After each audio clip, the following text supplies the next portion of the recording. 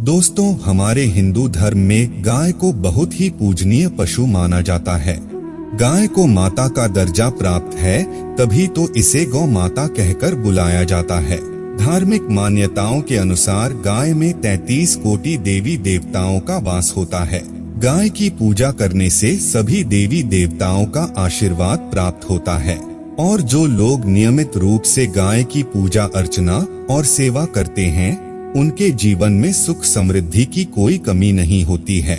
नमस्कार दोस्तों, स्वागत है आप सभी का एक बार फिर हमारे YouTube चैनल धर्मा वचन पर।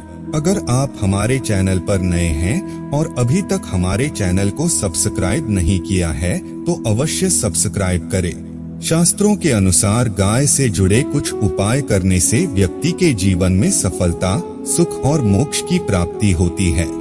हिंदू धर्म में गाय का विशेष महत्व होता है।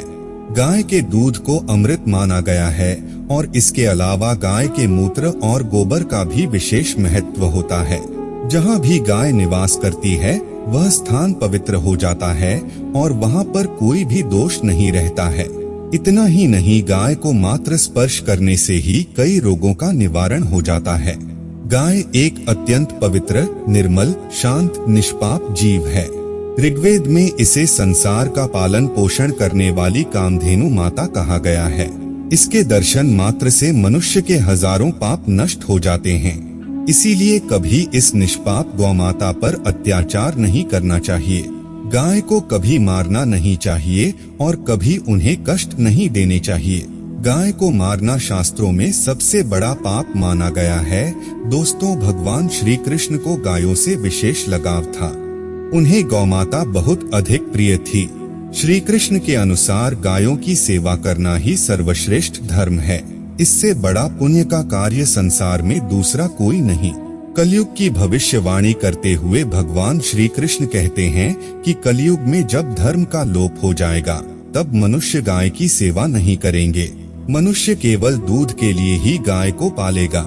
दूध के लिए वह गाय को बहुत कष्ट देगा, जिसके परिणाम स्वरूप कलयुग में पाप और अधर्म उसके चरम पर होगा।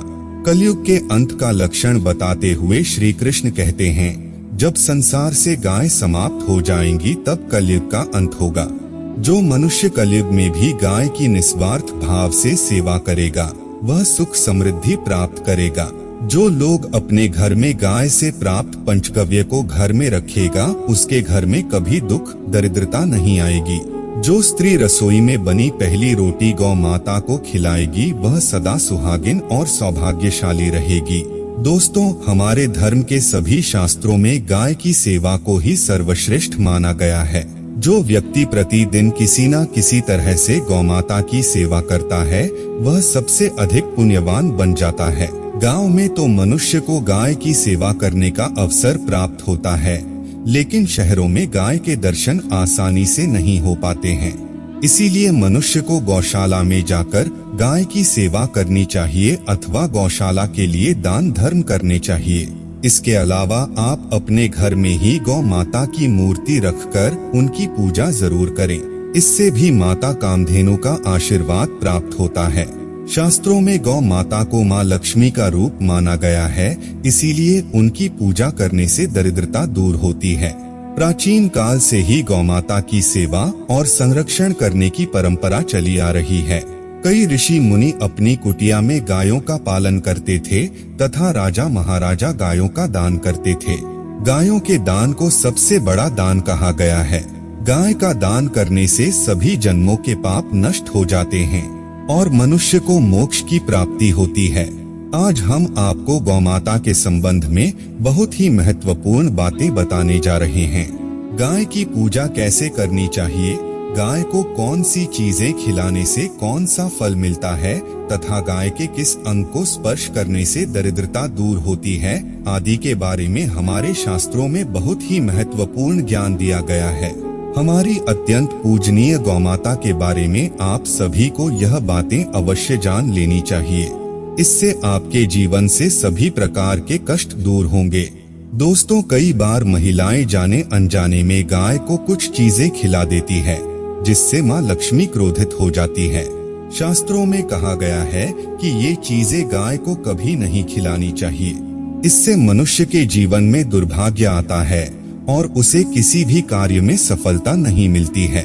तो चलिए जान लेते हैं गौ माता के विषय में महत्वपूर्ण नियम। सबसे पहली बात है दोस्तों को माता के दर्शन करना बहुत शुभ होता है। शास्त्र कहते हैं रोज सुबह गाय के दर्शन होने से पुण्य की प्राप्ति होती है और सुबह गोबर के दर्शन होने से लक्ष्मी की प्राप्ति होती है। अगर किसी महत्वपूर्ण कार्य के लिए जा रहे हैं और अचानक ही गौ माता आपके रास्ते में आ जाती है तो वह कार्य निश्चित ही सफल हो जाता है। किसी भी यात्रा पर निकलते समय अगर गौ माता के दर्शन हो जाएं, तो वह यात्रा सुखपूर्वक पूर्ण हो जाती है, इसमें संशय नहीं है। ज्योतिष शास्त्र के अनुसार कुंडली में यदि पितृ दोष होता है तो अन्य उपायों के साथ साथ गौ माता को प्रतिदिन रोटी और घास खिलाने से लाभ होता है और पितृ दोष से मुक्ति मिलती है। इसी तरह कुंडली में यदि शनि की 7.5 या महादशा है तो हर शनिवार और अमावस्या को काले रंग की गाय को घास या रोटी खिलाएं और उसकी पूजा करें। इससे शनि दोष कम होता है। गौमूत्र यानी कि गाय का मूत्र बहुत ही उपयोगी, पवित्र और स्वास्थ्य की दृष्टि से अत्यंत हितकारी होता है। आध्यात्मिक दृष्टि से तो गौमूत्र का महत्व है ही, साथ ही वैज्ञानिक और स्वास्थ्य की दृष्टि से भी गौमूत्र के बहुत से लाभ बताए गए हैं। गौमूत्र में बहुत से खनिज पदार्थ और स्वास्थ्य वर्धक तत्व होते हैं जो हमारे शरीर की शुद्धि करते हैं और बहुत से रोगों से भी बचाते हैं। साथ ही गोमूत्र छिड़कने से वातावरण में शुद्धता और पवित्रता व्याप्त हो जाती है। इसीलिए हमारे शास्त्रों में शरीर को निरोगी रखने के लिए प्रतिदिन गौमूत्र का सेवन करने तथा घर में गौमूत्र छिड़कने के लिए कहा गया है। कुंडली में शुक्र ग्रह की स्थिति को मजबूत करने के लिए ज्योतिष शास्त्र के अनुसार सुबह के भोजन में सबसे पहली रोटी निकालकर एक सफेद गाय को खिलाना शुभ माना जाता है। अगर आपकी कुंडली में बुध ग्रह कमजोर है या आपको किसी कारण इसके दुष्प्रभाव झेलने पड़ रहे हैं तो हर बुधवार के दिन गाय को हरा चारा खिलाना शुरू कर दें। इससे बुध से जुड़े दुष्प्रभाव दूर होंगे और आपको तमाम समस्याओं का हल मिल जाएगा। अगर कुंडली में मंगल दोष है जिसके कारण आपके जीवन में कई तरह की परेशानियां हैं तो लाल रंग की गाय की सेवा करें। मंगलवार के दिन गाय का पूजन करें और उसे गुड़ और चने आदि खिलाएं। बृहस्पति ग्रह को जीवन के सभी मांगलिक कार्यों का कारक माना जाता है। ऐसे में अगर किसी व्यक्ति के जीवन में विवाह आदि मांगलिक कार्यों में विभिन्न निर्माण हो रहे हैं तो उन लोगों को कुंडली में बृहस्पति ग्रह की स्थिति को मजबूत करने के लिए रोटी पर गुड़ और चने रखकर गाय को खिला देना चाहिए। इससे आपको शुभ परिणाम प्राप्त होते हैं। अगर घर में अशांति है, लड़ाई झगड़े होते रहते हैं तो घर में सुख शांति बनाए रखने के लिए घर के अंदर गाय के गोबर से बने उपले को जलाना चाहिए और उसका धुआं संपूर्ण घर में फैलाना चाहिए। इससे घर की नकारात्मक ऊर्जा नष्ट होती है और सकारात्मक ऊर्जा में वृद्धि होती है। गाय के दूध, दही, घी, गोबर और गौमूत्र से बनने वाले मिश्रण को पंचगव्य कहते हैं।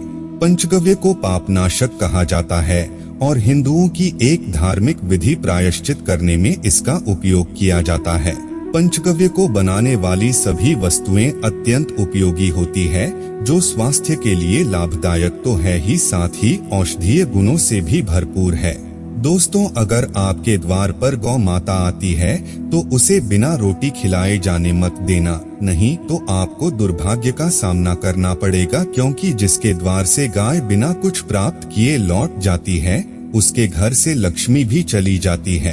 प्रत्येक स्त्री को प्रतिदिन गाय के लिए एक रोटी बनानी चाहिए और प्रेम से गौ माता को खिलानी चाहिए।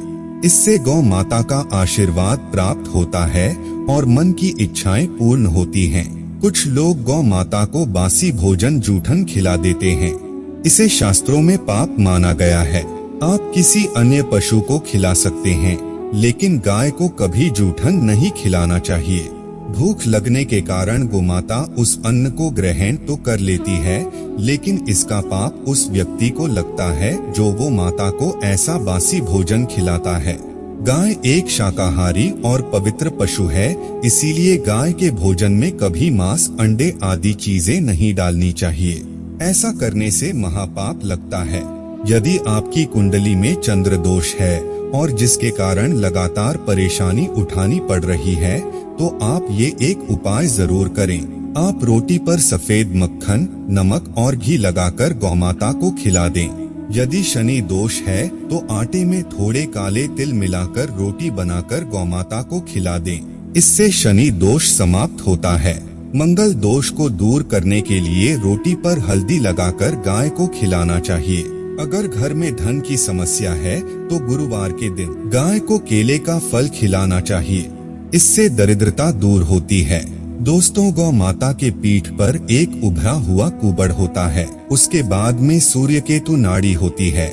जब भी आपके द्वार पर गौमाता पधारे, आप उस कुबेर को एक बार जरूर स्पर्श करें। इससे आपके जीवन से सभी दुखों का अंत होगा और धन संपत्ति की प्राप्ति होगी। शास्त्रों में कहा गया है, जो मनुष्य तन, मन, धन से गौमाता की सेवा करता है, वह मृत्यु के बाद वैतरणी नदी को गौमाता की पूंछ पकड़कर पार कर लेता है। उस व्यक्ति की अकाल मृत्यु नहीं होती है और उसे मोक्ष की प्राप्ति होती है। जिस व्यक्ति के भाग्य की रेखा सोई हुई है, अगर वह व्यक्ति अपनी हथेली पर गुड़ रखकर गौ माता की जीभ से चटाता है, तो उसकी सोई हुई भाग्य रेखा खुल जाती है और उसका दुर्भाग्य सौभाग्य में परिवर्तित हो जाता है। तो दोस्तों, इस प्रकार से आप सभी गौ माता की सेवा जरूर करें। अगर आपको यह वीडियो अच्छी लगी हो तो वीडियो को लाइक करें और अपने दोस्तों के साथ भी शेयर करें और कमेंट में जय श्री कृष्णा, जय गौ माता लिखना ना भूले। धन्यवाद।